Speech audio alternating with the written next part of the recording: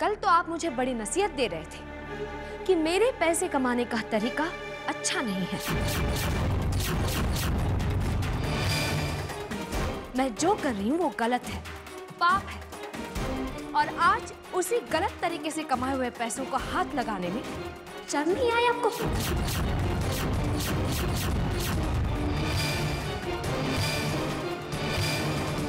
चलो नहीं, अपनी जुबान को लगा दो, अपनी जुबान को लगा दो, अपनी जुबान को लगा दो।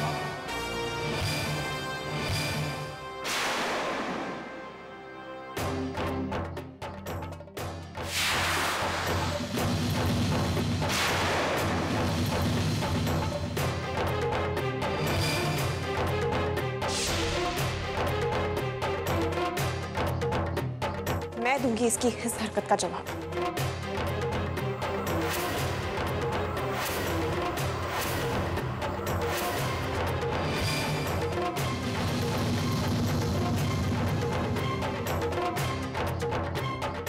लो तुम्हारी कमाई।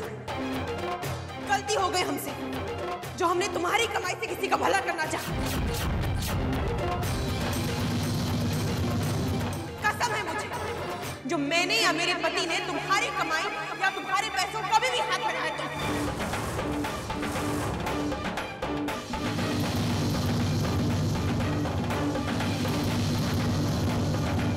लो तुम्हारी ये पैसे, लो तुम्हारी ये पैसे, लो तुम्हारी ये पैसे।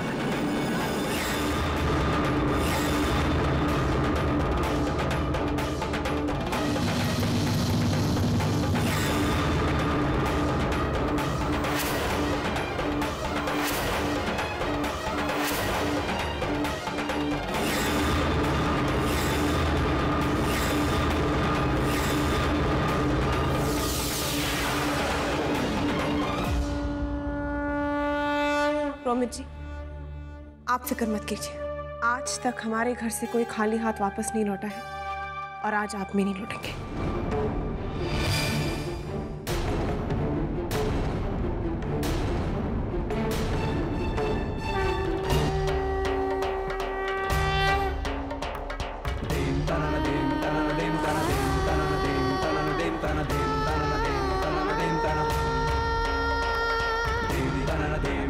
ये लीजिए,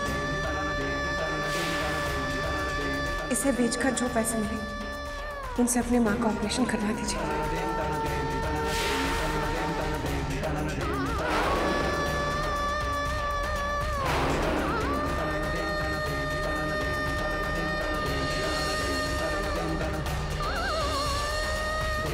हेलो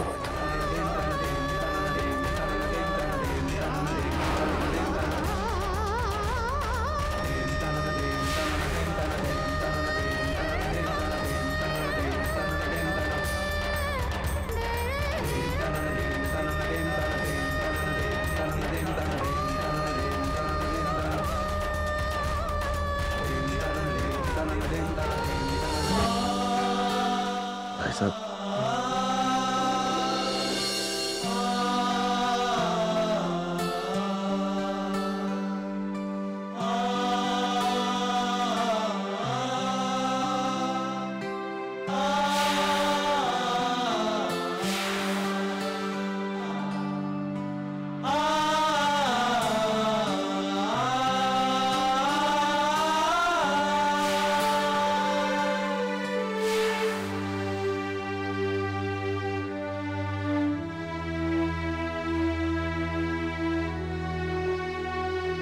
भाभी साहब, नहीं नहार, तुम्हें कुछ कहने की जरूरत नहीं है। कब तक तुम सलोनी के लिए हम सबसे माफी मांगते रहोगे? अब तो ऐसा लगने लगा है जैसे हम ही माफी के लायक नहीं रहे। इस घर से बहुत सारे सपने जुड़े हुए हैं मेरे, मगर अब लगता है कि ये घर और इस घर से जुड़े सारे सपने बिखरते जा रहे हैं। ऐसा नहीं हो सकता, मेरा घर नहीं टूट सकता। सलोनी कब तक ऐसा करेगी नार? एक न एक दिन उसे अपनी गलती का एहसास होगा। क्यों झूठी उम्मीदें दे रहे हैं ब्रिजेश? इतना सब कुछ हो जाने के बाद आपको लगता है कि सलोनी को अपनी गलती का एहसास होगा? आप सिर्फ हमसे ही नहीं, अपने आप से झूठ बोल रहे हैं ब्रजेश। नहीं तारा, माना कि सलोनी अपनी राह से भटक गई है, मगर मुझे सलोनी पर पूरा विश्वास है। सलोनी मेरा गुरूर है। अपनी आंखें खोलो और ध्यान से देखो, ये वही सलोनी है, हमारी सलोनी, हमारी बहू, जिस पर हम सब नाज किया करते थे। देखना, एक दिन सलोनी की जिंदगी से अंधेरा हट जाएगा और रोशनी आएगी, और उस रोशनी में हमारी भटकती सलोनी सही राह देख पाएगी। पर कहीं ऐसा ना हो भाई साहब कि तब तक बहुत देर हो जाए। नहीं, ऐसा नहीं होगा नाहर। माताजी महाराज ने इस घर को अब तक न जाने कितने संकटों से उबारा है बेटे। उन पर भरोसा रख। और सुन, अब तो सलोनी के पास जा। उसे कहीं ऐसा ना लगे कि हम सब ने उसे अलग थलग कर दिया है।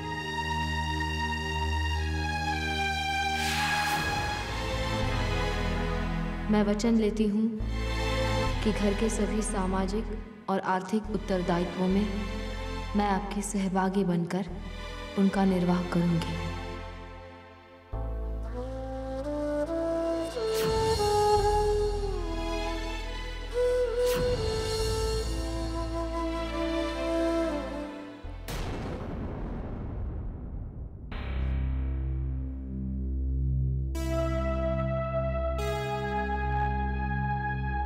सलोनी, क्यों कर रही हो तुम ऐसा? क्या हो गया है तुम्हें?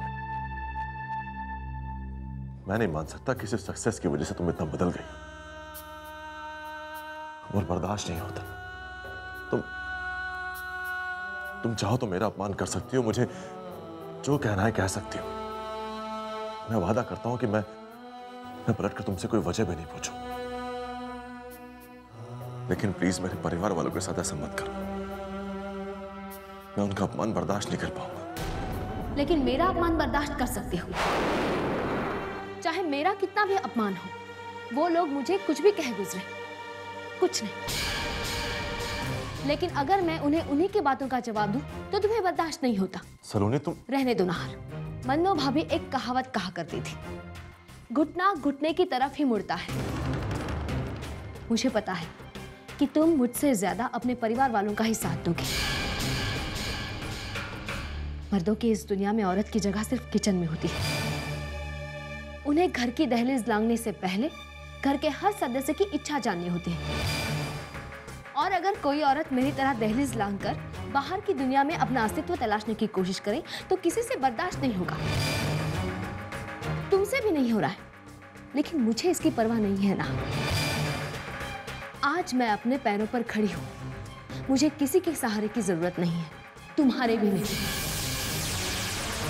तुम खुशी खुशी अपने परिवार वालों का साथ दो, मैं तुम्हारे आगे हाथ जोड़कर नहीं आऊंगी।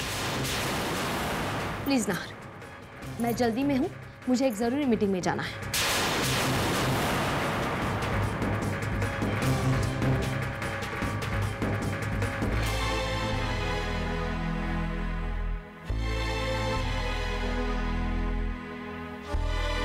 आज भी आपकी आंखों में मेरे लिए गुस्सा क्यों नहीं है नाहर? वो नफरत क्यों नहीं है इन आंखों में जो मैं देखना चाहती हूँ? क्यों करते हैं आप मुझसे इतना प्यार कि मेरे इतना सब करने के बाद भी प्लीज प्लीज मुझसे नफरत कीजिए नाहर, मेरी खातिर, इस घर की खुशियों के खातिर।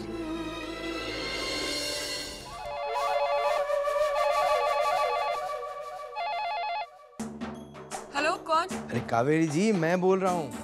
ओह, धीर का वर्षा। कहिए, आज कौन सी नई खबर सुनाने के लिए फोन किया है?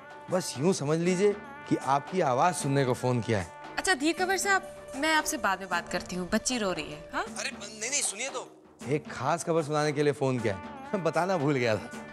अच्छा तो सुना दीजिए। एक्चुअली अब बच्ची भी चुप हो गई है। वो क्या हुआ?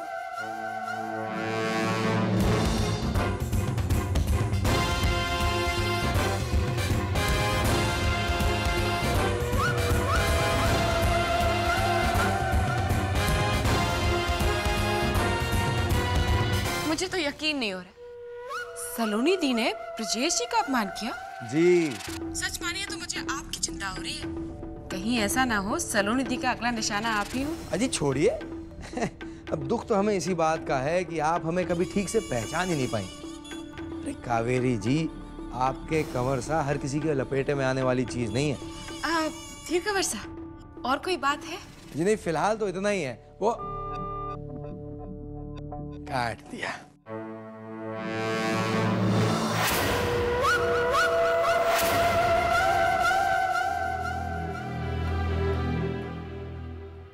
समर, आप ऑफिस जा रहे हैं? जाने से पहले एक बार सलोनी दी से बात कर लीजिए। क्यों? आज उन्होंने ब्रजेश जी का अपमान किया। लेकिन तुम्हें ये किसने बताया? वो एक्चुअली मैंने सलोनी दी से बात करने के लिए उनके यहाँ फोन किया था, लेकिन फोन धीर कंवर साहब ने उठाया, तो उन्होंने ही बताया कि सलोनी दी क्या कर रही हैं। इसलिए मैं चाहती थी कि एक बार आप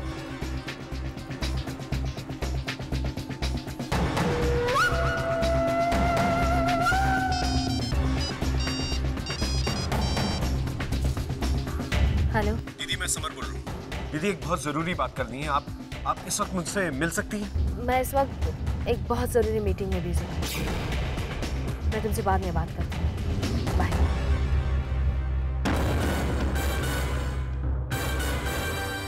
क्या हुआ समर? कुछ नहीं।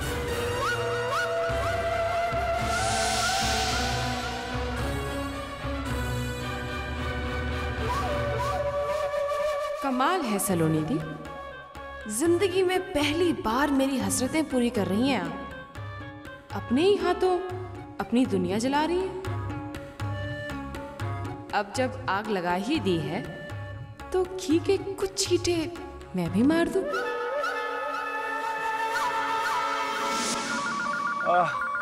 एक मिनट बेटा, अभी आया।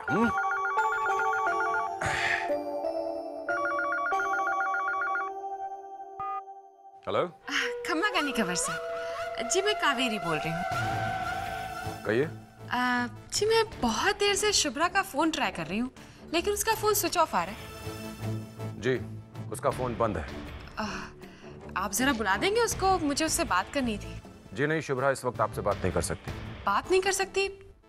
सब ठीक तो है ना कंवर साहब? हाँ, सब ठीक है। हम रखते हैं। अजीब आदमी है। मैंने तो शुभ्रा को सलोनी की खबर देने के लिए फोन किया था, लेकिन लगता है शुभ्रा के घर में कुछ और ही खिचड़ी पक रही है। जैसा आपने कहा मैंने कर दिया, लेकिन मेरी वजह से आज वहां जो कुछ भी हुआ उसे देखकर मुझे लग रहा है कि मैंने आपकी बात मानकर कहीं कोई गलती तो नहीं की। तुमने कोई गलती नहीं की है रोहित। तुम हमारी कंपनी में बरसों से हो और इस नाते एक रिश्ता जुड़ गया है तुम्हारा हमारे परिवार के साथ, और इसलिए तुम्हें बुरा लग रहा है। मैं जानती हूँ कि तुम इस परिवार का भला ही चाहोगे, और मेरा विश्वास करो, तुमने जो भी किया है इस परिवार की कुशलता के लिए ही किया है। लेकिन आप ये सब कर क्यों रही मैडम? बस यूँ समझ लो कि ये सब करना मेरी मर्जी भी है और मेरी मजबूरी भी। मर्जी इसलिए क्योंकि मैं अपने परिवार की खुशियाँ चाहती हूँ, और मजबूरी इसलिए क्योंकि इन खुशियों को बचाने का और कोई रास्ता नहीं है मेरे पास। मैं जानती हूँ तुम मेरी बातों को समझ नहीं पा रही, लेकिन इस वक्त इससे ज्यादा मैं तुम्हें कुछ नहीं बता सकती। वादा करती हूँ मौका आने पर सब कुछ बताऊंगी, लेकिन इतना याद रखना कि तुमने इस परिवार की खुशियाँ बचाने में मेरी बहुत बड़ी मदद की है, जिसे मैं कभी नहीं भूल सकती। थैंक्स रोहित। अब मैं चलती हूँ।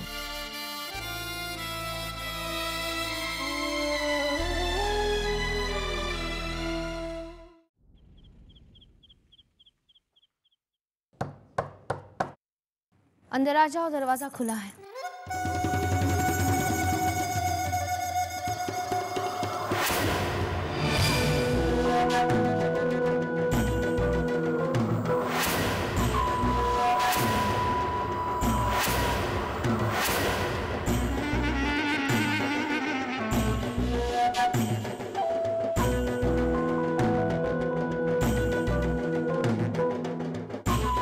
मैंने जूस नहीं मंगवाया।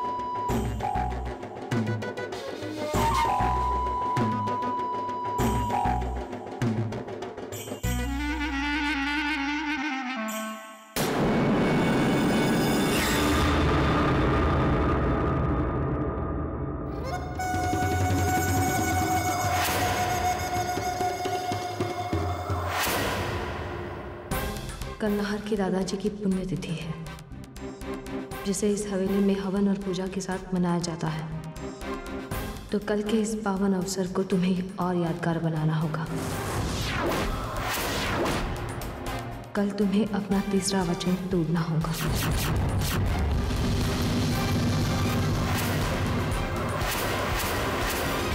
तुम्हें तो याद ही होगा कि वो तीसरा वचन क्या है जो तुमने नाहर को अपने गठबंधन के वक्त दिया था। और अगर भूल भी गई हो तो मेरी भेजी उस पत्रिका को पढ़ लेना, याद आ जाएगा।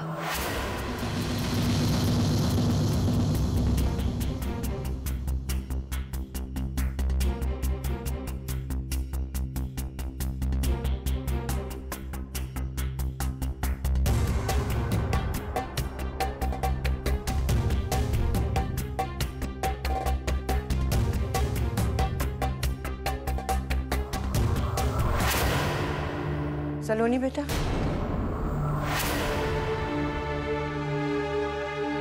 तुम्हें कल किसी रिकॉर्डिंग या रिहर्सल में तो नहीं जाना ना? नहीं बाबू। कल नाहर के दादा साहब की पुण्यतिथि है और हर साल की तरह कल हमने घर में हवन रखा है। उसमें तुम्हें और नाहर दोनों को बैठना होगा। मैं हवन में जरूर बैठूंगी। अच्छा।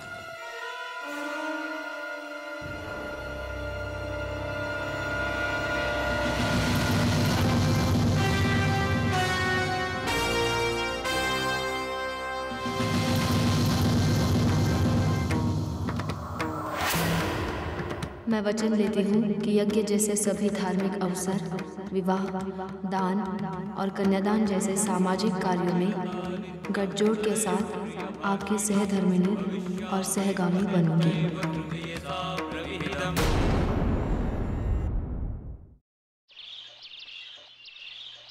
ओम मंगलम भगवान विष्णु मंगलम गरुड़ध्वज मंगलम पुंडरीकाक्ष मंगलास्तनो हरि।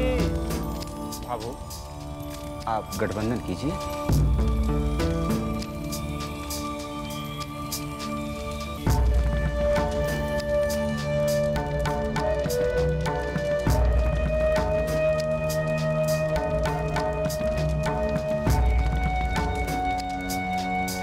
अब आप अपने दूसरी बहू को बुलाइए पूजा वेदी पर। आती ही होगी पंडित जी।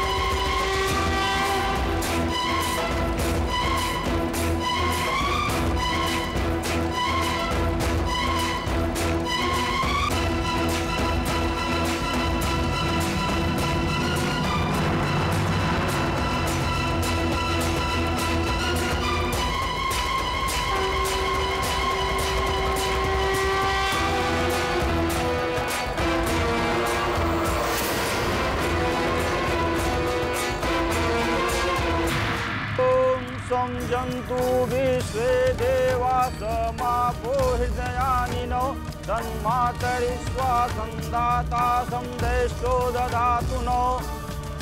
ओम सुमुखश्चैकदन्तश्च विपुलो गजकर्णकालम्बोदरश्च विघ्नो विघ्ननाशो विनायक धूम्रकेतुर्गणाध्यक्षो बालचन्द्रो गजाननः द्वादशैतानि नामानि पठे शृणुयादपि। विद्यारम्भे विवाहे च प्रवेशे निर्गमेता संग्रामे शङ्खे चैव विघ्नस्तस्य न जायते। शुक्लाम्बरधरं देवं शशिवर्णं चतुर्भुजं प्रसन्नवदनं ध्यायेत सर्वविघ्नोपशान्तये। ओम सिद्धिबुद्धिसहिताय श्रीमन्महागणाधिपतये नमः स्वाहा। नाहर 7 फेरों का तीसरा वचन। इस घर में होने वाले हर हवन, यज्ञ, शादी, ब्याह जैसे मौक़ों पर मैं आपके साथ गठबंधन कर साथ रहूंगी। ये 7 फेरों का तीसरा वचन भी आपकी सलोनी को तोड़ना होगा। ओम सोमाय स्वाहा इदं सोमाय इदं नमः। ओम शांताकारं भुजंगशयनं पद्मनाभं सुरेशं विश्वाधारं गगनसदृशं मेघवर्णं शुभांगं लक्ष्मीकान्तं कमलनयनं योगविद्यानगम्यं वन्दे विष्णुभवभयहरं सर्वलोकैकनाथं। ओम कस्तूरितिलकं ललाटपटले ओम सिद्धिबुद्धिसहिताय श्रीमन्महागणाधिपतये नमः स्वाहा। जी पंडित जी, आप 1 मिनट के लिए शांत हो जाएंगे प्लीज।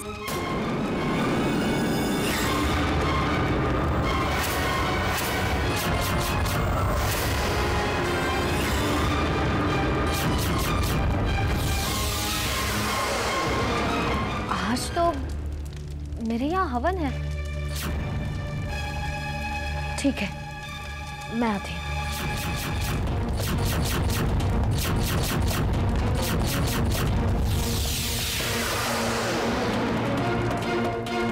नाहर, मुझे एक इंडो अमेरिकन एल्बम का कॉन्ट्रैक्ट साइन करना है। मेरा जाना बहुत जरूरी है।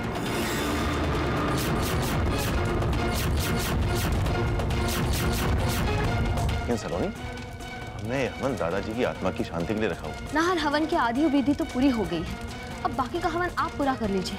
सलोनी, मैंने जाने का फैसला कर लिया है और अब मुझे जाना होगा। मैंने जाने का फैसला कर लिया है और अब मुझे जाना होगा। मैंने जाने का फैसला कर लिया है और अब मुझे जाना होगा।